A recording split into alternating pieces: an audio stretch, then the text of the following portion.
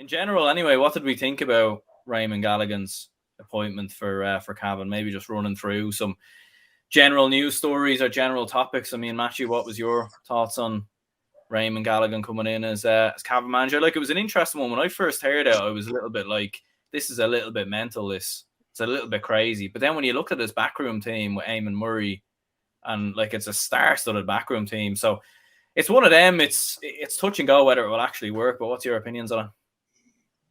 I think, it could work. When you look at Raymond Galligan on the pitch, he won that Ulster title with Cavan.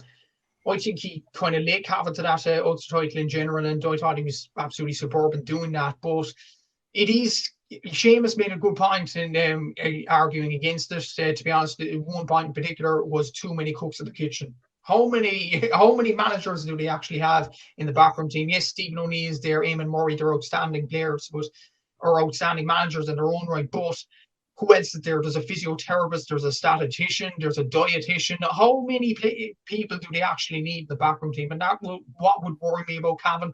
But what would constitute success for Cavan, I think, is probably staying in Division 2. I think if they can get the better of Louth, it's a success for them to stay up. But what Raymond Galligan does have, I think, is a pull factor. When you look at Darmot Beattie, Conor Moyna, players who have left the panel over the last few seasons, Thomas Galligan, they believe in what Raymond Galligan can do as Cavan manager because they played with him, they've admired him all throughout his career. So I think Cavan could have a successful year, but to have a successful year, they have to stay up at Division 2. And can they do that? If they can get better Louth, I think they can.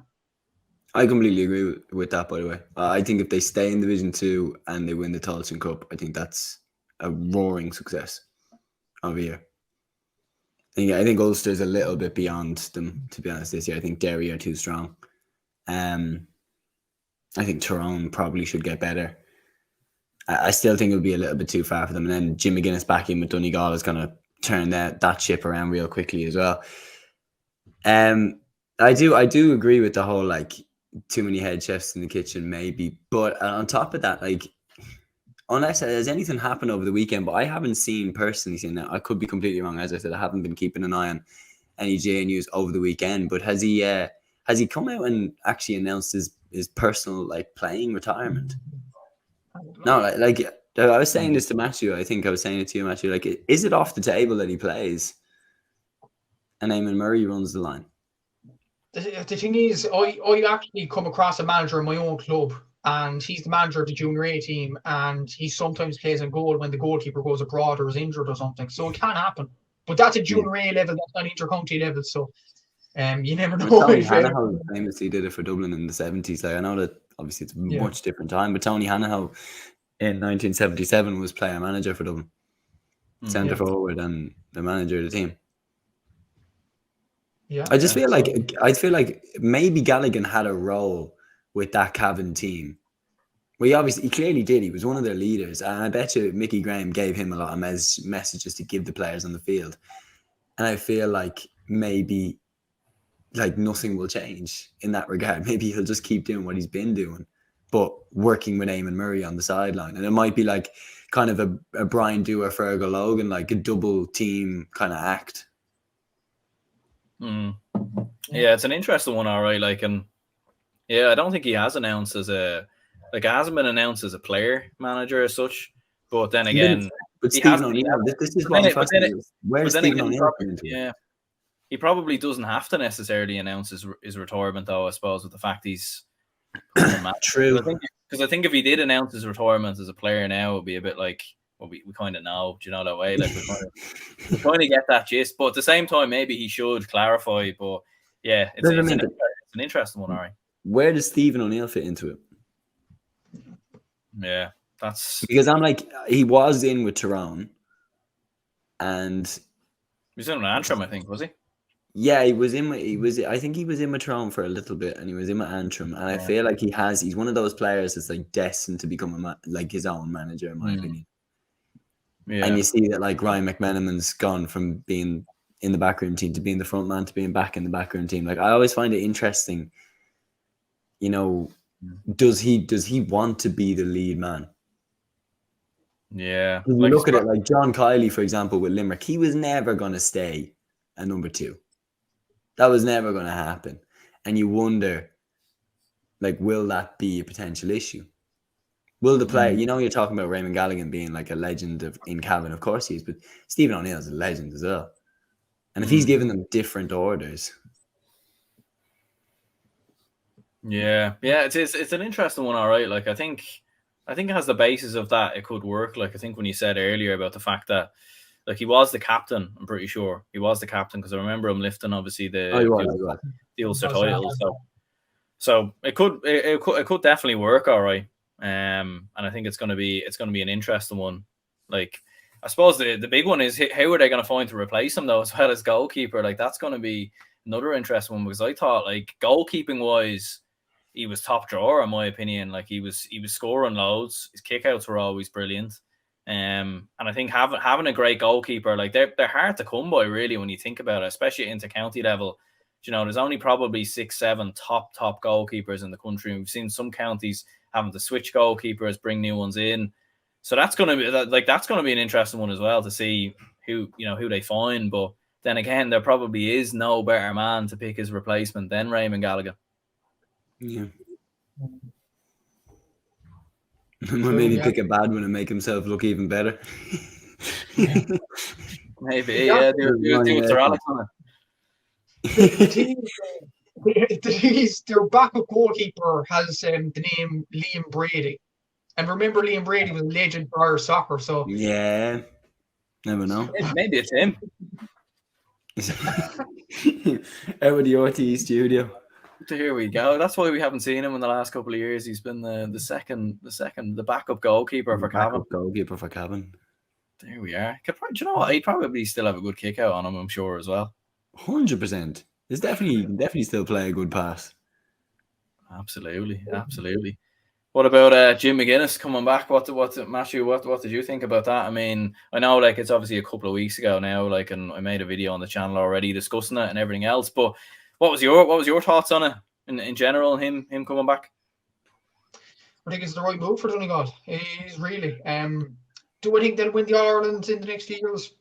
They could do. I think they honestly could do. You look at, okay, Kerry probably will win it next year, but they don't necessarily do 2 in a row. You look at Dublin, that might be the last hurrah for them. But there's still a lot of teams to overcome. Like Galway are hitting the right form at the moment, like albeit, like when you look at this year, Galway only lost by a point in the championship to any team. So there's still some potential in that team. Mayo, Tyrone, if they get their act together, Armagh. So there's still some very, very good teams. So Donegal have to overcome them. But Seamus made a very good point earlier in this video. The confidence that he gives to Donegal players. Like I think it was one Donegal player, maybe it was Jim himself, said to those players before winning the Ulster title in 2011, we will be Ulster champions, every one of the 33 players, and that made them believe. Let's not forget, in the years previous to Jim McGuinness' first appointment, in 2009 they got hammered out the gate by Cork and Croke Park. In 2010 they got hammered out the gate by Armagh in the qualifiers. Donegal was on a low ebb at that time, and roads are the same now. Nowadays, Donegal have been on a low ebb for years and years and years now, and maybe it's time for Jim McGuinness to come back. And as well as that, Donegal haven't reached an All-Ireland semi-final since Jim McGuinness was in charge in 2014. There may be kind of a coincidence there, but I think it's definitely a valid coincidence because Donegal have not had the confidence to get past teams. So I think they discussed this with Seamus in the last few weeks as well. Donegal didn't have the confidence to get past Kerry in 2019. I think you both remember this game, Kerry-Donegal in 2019, the Super 8s. Donegal were probably the better team that day in Croke Park. They didn't have the confidence to get over Kerry. They didn't have the confidence to beat Mayo and McHale Park the next day either.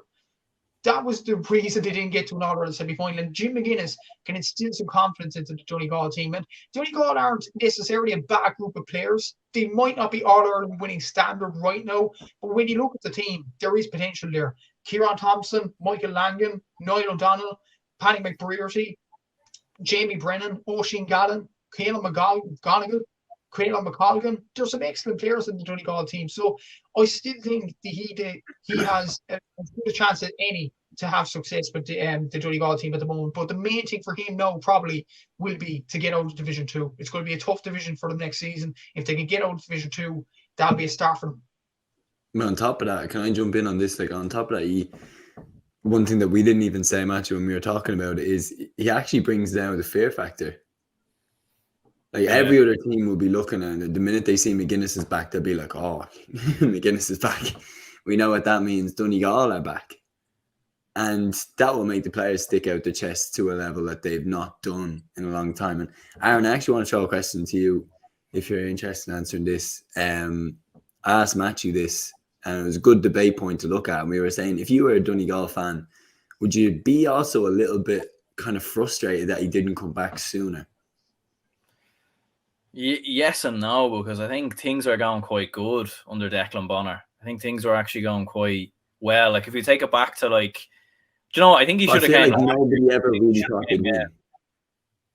Yeah, like I think last year was the year, I think. And I remember, I think he even said in a newspaper or something that he was in talks to come back or something, but it didn't work out or something like that. I feel like last year was the perfect year for him to come back because things like I feel like Donegal have regressed quite a bit since last year, not by a huge amount, but just by a little bit of an amount. And like maybe Michael Murphy might have stuck around last year, for example, and they might have had one more kick out of him. But I think things were going all right under Declan Bonner. They were winning Ulster titles. It was like, don't get me wrong, they weren't getting beyond All-Ireland quarterfinals, and I think there was an argument for a while maybe that they weren't getting the best out of the players that they had, but they were still getting to Ulster finals. So I think it was a tough one to dismiss Declan Bonner at that stage. But I think last year I was surprised, to be honest, he didn't come back. Yeah, no, I definitely would agree with you. I would have loved to have seen him come back like 2016-ish, 2017, because I think that was Murphy at his best. I think that was I'd maybe a bit of a Murphy at his best is like, I mean, he was always at his best, wasn't he? He was a cracking player from day one. But you still had the likes of the McGee brothers there. You still had, like, would he have got longer out of Carl Lacey? People like that, like that, you just couldn't underestimate how good they actually were.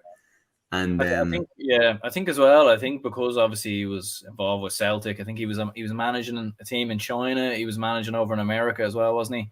As an assistant coach, like obviously he was getting paid work, and I'd imagine for himself it was probably a dream to be involved in soccer. Like most people who follow Gaelic football have a shared, bit of an interest in soccer as well. So I'm sure to get that opportunity and get that chance, I think was probably what kept him away from Donegal. When you actually look at it in the last couple of years and you actually look at his overall time as a coach in soccer, it actually probably hasn't gone that well, really, when you actually look at it.